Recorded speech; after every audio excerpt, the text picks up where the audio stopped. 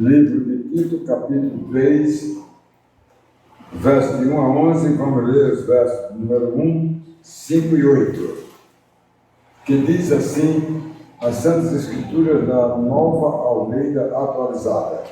Verso 1, lembre a todos que se sujeitem aos governantes e às autoridades que sejam obedientes e estejam prontos para toda boa obra. Vou ler o verso de número 5.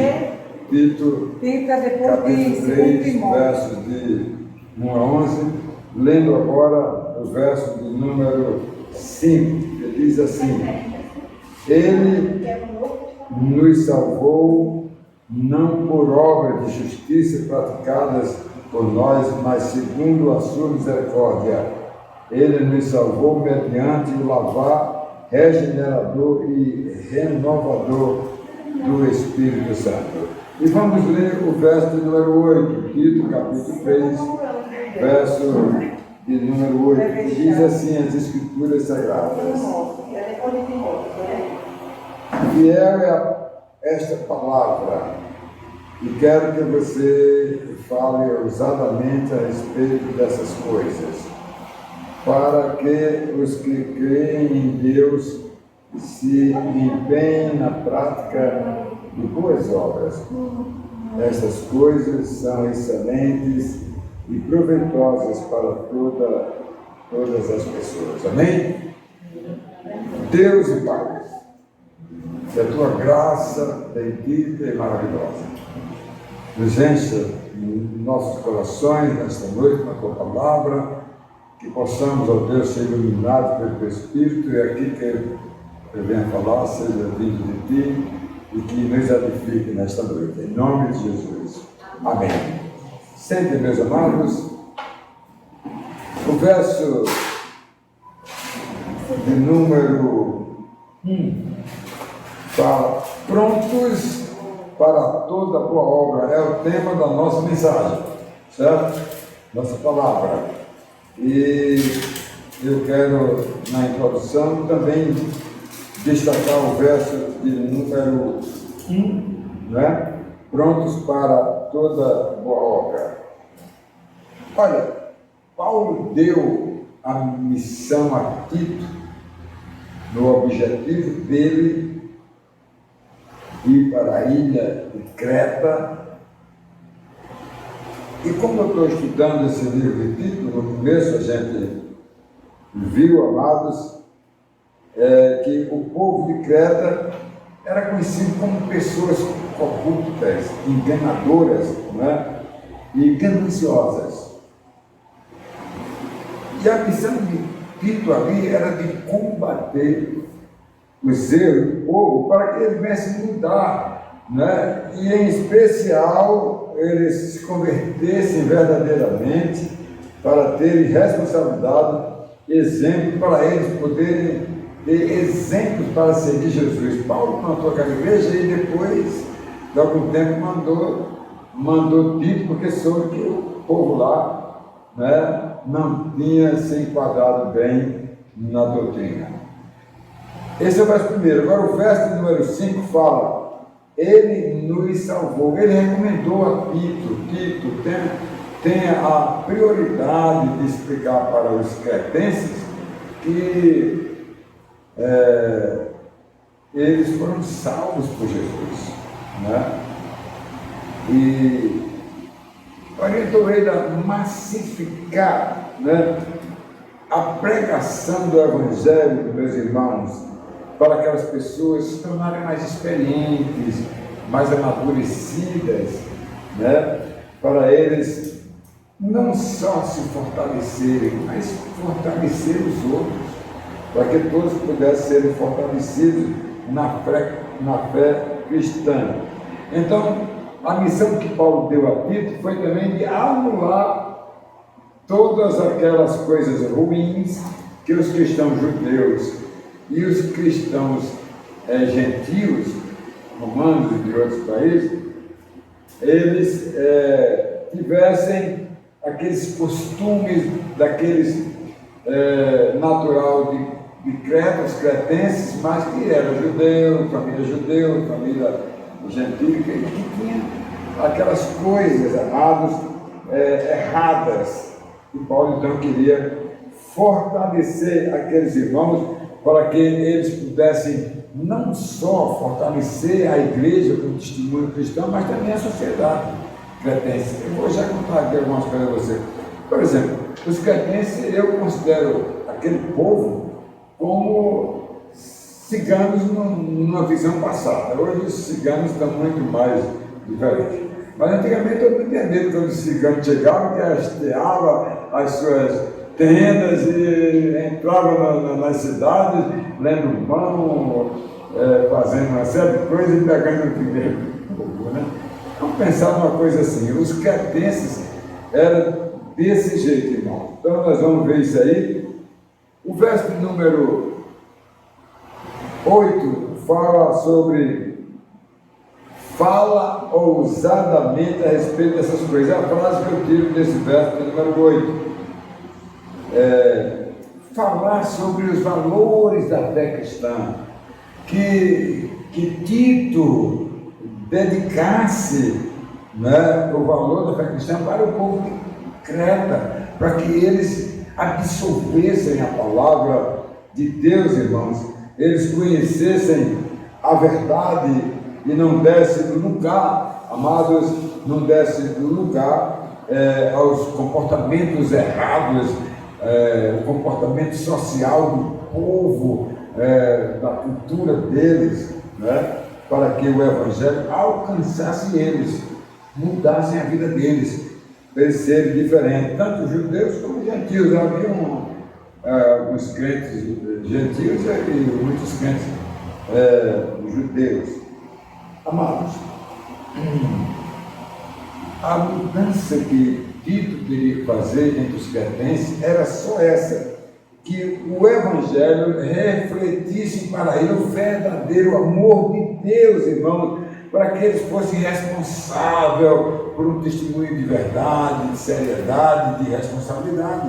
Era isso que Paulo queria. Então vamos para a nossa exposição bíblica. Primeiro verso, no número 1, tem a frase, né? Prontos para toda a boa obra, né? Bem, aqui Paulo diz diretamente para ele: olha, Tito, que você esteja pronto, apóstolos, para pregar o Evangelho, falar de Jesus Cristo, para que o povo seja mudado, né? E como principal combate fossem as heresias do povo, o povo de lá, irmãos, eles eram adeptos e adoravam o Deus Zeus. Aliás, a história diz que o Deus Zeus dos cretenses, né, ele ensinava mentira, sexo e uma vida de devassidão. E era dos cretenses. O Zeus era daquela cidade de Creta. Então Tito tinha uma missão para de retirar aquela crendice, aquela coisa errada daquele povo, para que ele pudesse estar pronto para ensinar o Evangelho, a palavra de Deus, irmãos, para que eles colocassem em prática a fé cristã, amados. E Paulo orientou muito bem ele para que ele mostrasse a diferença, qual é a adoração ao Deus verdadeiro e a um Deus devasso, criado pelos homens de Creta, não é? Então, ele tinha essa responsabilidade de ensinar bem o povo. Era a missão do pastor Tito, que foi mandado por Paulo para Creta. Creta era uma ilha. Olha, meus irmãos, foi uma missão assim muito importante, amado, né?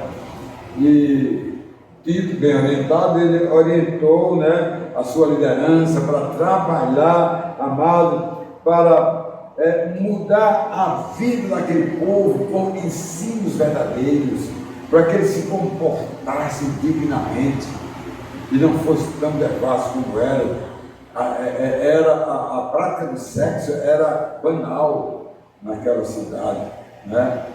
E a adoração a Zeus, irmãos, né? Era um Deus que ensinava a prática da mentira, irmãos. Então é preciso estarmos bem preparados sobre isso. E foi assim uma missão muito importante. Importante porque, amados, aqueles irmãos começaram a conhecer um pouco mais sobre a verdade, um pouco mais sobre o Evangelho, um pouco mais sobre Jesus Cristo, sobre a doutrina dada em Creta por Tito. É a mesma doutrina que nós estamos dando, até porque estamos lendo a carta de Tito.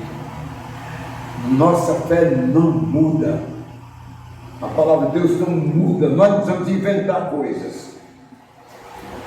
E a nossa igreja preza pela revelação de Deus.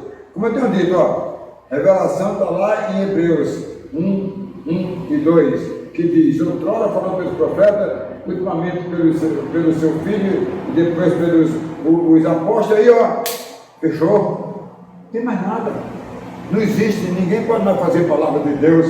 Para Deus ela é inalterada, é a única regra de fé e prática, meus irmãos, né? Então, essa verdade única, amado, que eles precisavam, né, para ter uma vida nova, uma vida diferente. Olha, irmão, havia, portanto, a necessidade, Paulo mandou Tito para lá, para Creta, porque havia necessidade de o povo se enquadrar, se anular daquelas devastações, aquelas coisas erradas que os cretenses praticavam, né, para colocar no meio daquilo tudo o viver pela fé, pela vida cristã, né? Olha, irmãos, a pior coisa do mundo é o vício de comportamento, né? E a prática dos cretenses era tradicional, né? E precisava ser mudada. Não é fácil mudar uma coisa que já vem há muito tempo. Não é fácil mudar a mente, meus irmãos, de alguém que já vem desde os ancestrais. Mas Tito, pela obra de Deus, tinha de fazer essa missão. Olha, amados, como os irmãos sabem, depois que Paulo saiu para pregar o Evangelho, os judaizantes, judeus, que adeptos da circuncisão, da lei, não sei o que mais, para onde Paulo ia, eles foram também lá para os cretenses, e lá derramaram o veneno dele entre os cretenses, né? Mas ali Tito foi forte, né? Combateu os judaizantes com aquelas heresias, irmãos, sobre as práticas erradas judaicas, né? E diga-se de passagem, as práticas romanistas, que também não era muito fácil. Então a missão de Tito foi fantástica ali entre os cretenses. Em segundo lugar, amados, o verso 5 diz assim, a pequena frase: ele nos salvou. Eu quero chamar a sua atenção, amados, né? A situação do homem pecador, amado, vem desde quando? É coisa nova? É desde Adão. Vem de longe, irmãos. Os cretenses já nasceram num sistema cultural errado. Não era fácil para tirar aquilo ali, né? E a salvação de Jesus Cristo foi feita através de um sacrifício. Ele deu a vida dele, amados, né, para alcançar os pecadores, né? Ele veio ao mundo, amado, e ele deu a sua vida. E a finalidade dele fazer isso foi dar em resgate no lugar do pecador, para que o pecador fosse perdoado, amado, para ele poder ter a oportunidade de crer e ser agora herdeiro do paraíso, herdeiro de Adão antes de pecar. Só que agora é espiritual, porque a carne já estava afetada, e só vai mudar na volta de Jesus. Aí nós vamos ter aquele corpo, né, eterno que Adão perdeu lá no paraíso. Amado, Paulo, ele teve muito cuidado em orientar Tito, né, quanto, por exemplo, às obras de justiça. Ele precisava agir de uma forma correta, amado. O que deveria ser feito, o que era certo, amado, teria que ser feito, né? Sem nenhuma alteração, certo? Nenhuma conotação, amados.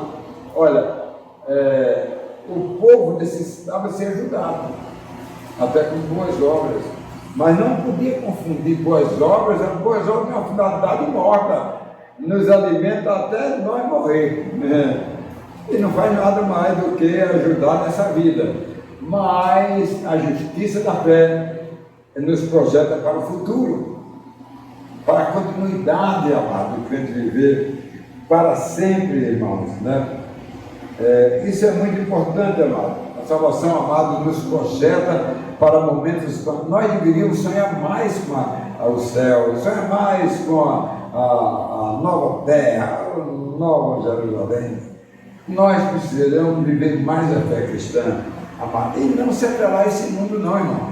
Atrelar-se, como eu digo sempre aqui, sendo profissional de primeira, trabalhador de primeira, pai de família de primeiro, amigo de primeiro, exemplo, né? Mas prioridade é com Deus, é com o povo de Deus, amado. Porque a salvação é totalmente diferente. A salvação é a graça de Deus que é derramada dentro do coração do homem, amado. E quando invade ali, amados, o homem toma uma decisão. Só com a graça de Deus viver no coração é que o pecador ele pode reconhecer que é pecador e se arrepender dos seus pecados e poder crer no Deus Todo-Poderoso, né? Então isso é muito importante, meus irmãos, né? Muito importante, amados. Isso é excelente, né? Só assim o homem pode ter um novo nascimento, ser batizado, né? O símbolo da nova criatura. O batismo que é? A sua conversão é o seu batismo. Não sei como foi, só você sabe, a partir de hoje você vê a Deus. Agora, o segundo ato do batismo, que é o exterior, o primeiro é o interior, é Deus que faz, que salva. O segundo é o quê? É você que é batizado pelo seu pastor, que é um referendamento ao que o primeiro foi feito. O primeiro é o sobrenatural, depois do natural. Né? Isso é muito importante. Olha, meus irmãos, olha o que é que Pedro diz lá em 1 Pedro capítulo 3, verso 21. Olha o que ele fala sobre o batismo. O batismo que corresponde a isso agora também salva vocês, não sendo remoção das impurezas do corpo, mas o apelo por sua boa consciência para com Deus por meio da ressurreição de Jesus Cristo. Olha, o batismo que ele fala aqui que salva é o batismo sobrenatural. É o batismo de Deus. Agora, eu simplesmente dizer assim, eu vou batizar aqui alguém, né? E esse batismo que eu estou fazendo não salva ninguém, porque eu estou batizando quem? Um salvo. Porque quando eu batizo salvo, você creu em Jesus Cristo. Quando foi bem, não sei dizer quando, mas batido ali para a igreja, comecei a ouvir a palavra e nunca mais deixei a igreja. Agora eu quero batizar. É um referendamento, né? Olha, irmãos, o sacrifício de Jesus Cristo, irmãos, foi algo tão importante que trouxe o quê? A justificação, né, da fé. Em outras palavras, ele nos justificou. Nós merecemos a morte, mas não merecemos o inferno e a condenação de Deus. Mas pelo ato de justiça e de justificação, justificação é alguém que pratica a justiça por outro. Jesus morreu por nós.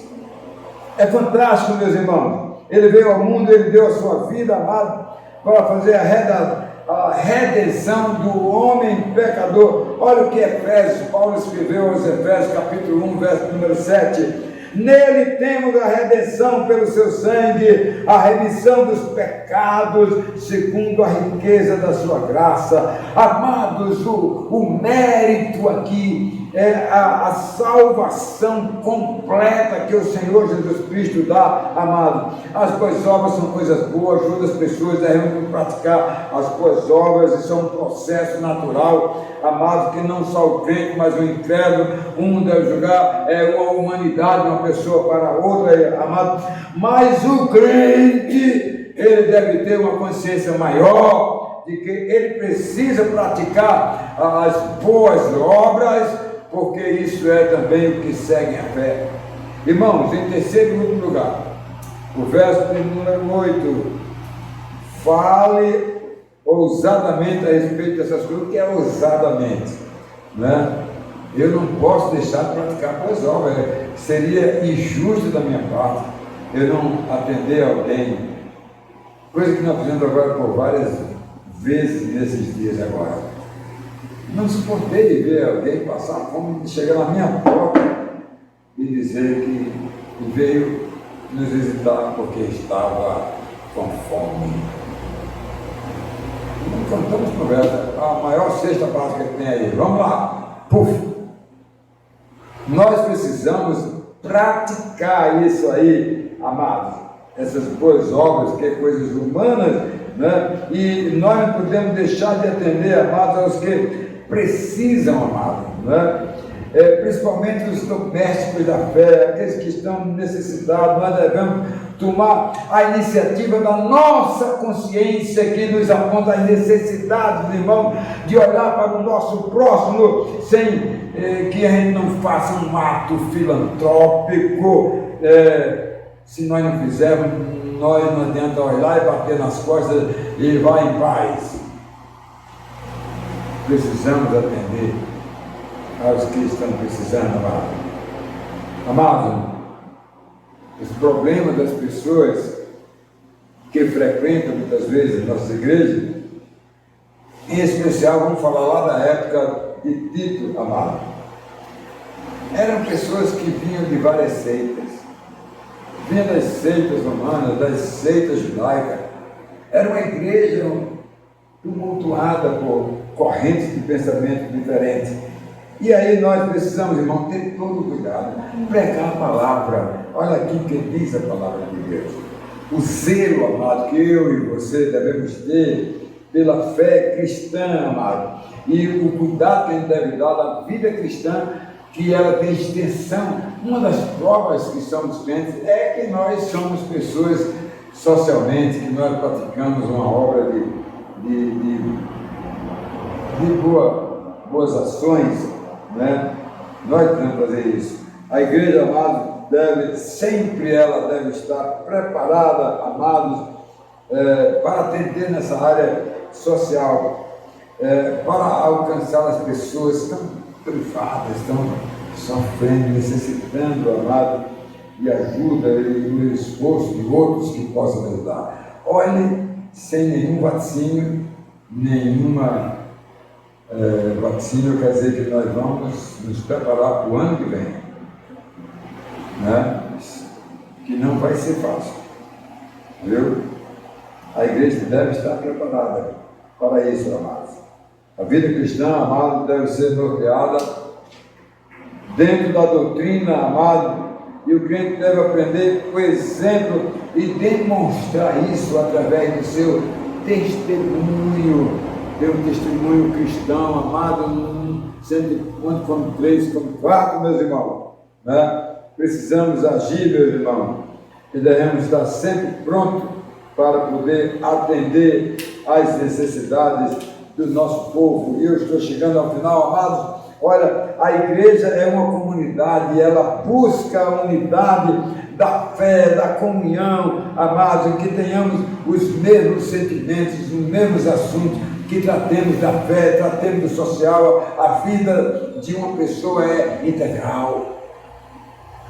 Os crentes devem, amados, estar preparados para ser bons servidores, irmãos, em qualquer situação, como aqueles que enfrentaram grandes dificuldades. Ora, Paulo, ele esperava que Tito fosse bem sucedido ali, pudesse exercitar junto aos crentes ali de Creta, amados, eles pudessem então ensinar a comunhão na vida deles. Concluindo, meus irmãos, o crente deve zelar pela fé e ter uma vida comprometida com ela, com a fé, amado, né? E sem desmerecer. A fé não pode desmerecer as obras. A fé é a prioridade, porque sem fé é impossível agradar a Deus, né? Em segundo lugar, Jesus, amado, veio ao mundo, amado, pois não existia, meus queridos, na humanidade, ninguém que fosse habilitado para salvar o outro.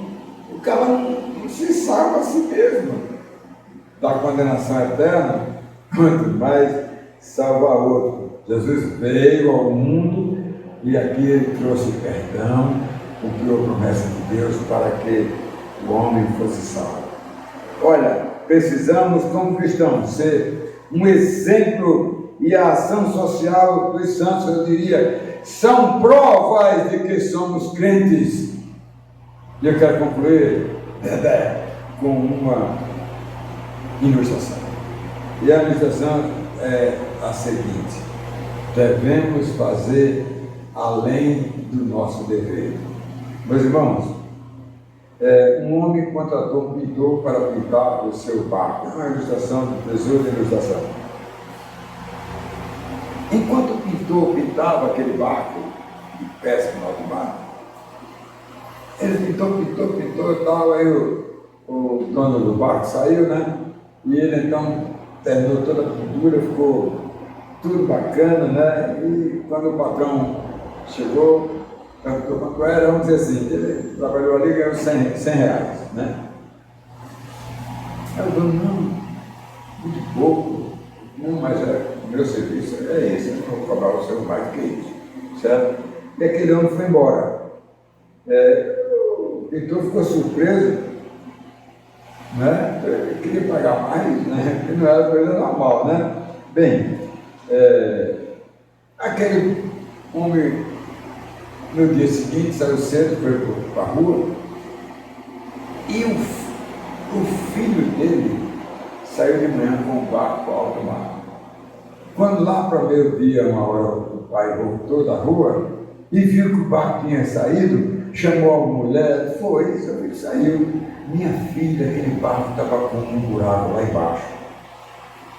E na hora que ele botasse o barco no mar, ele iria tomar água e iria afundar. Um pouco mais na frente.